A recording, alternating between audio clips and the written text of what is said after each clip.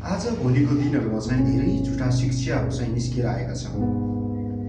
प्रियहरू, यो झुटो शिक्षाको पहिचान तपाईँ र मैले चाहिँ गर्नु आवश्यक छ। यदि तपाईँ र मेरो जीवनमा चाहिँ बाइबलको अध्ययन छैन भने हामी झुटो शिक्षालाई चाहिँ चिन्न सक्दैनौँ। तपाईँहरूलाई थाहा होला प्रियहरू, जब ब्याङ्कको कर्मचारीहरूलाई चाहिँ तालिम दिइन्छ तब तिनीहरूलाई चाहिँ नक्कली नोट चिन्नलाई चाहिँ नक्कली नोट दिँदैन प्रियहरू। नक्कली नोट चाहिँ तिनीहरूले हेर्दैनन्।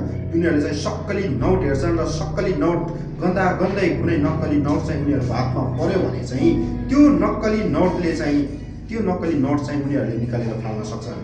किनभने त्यो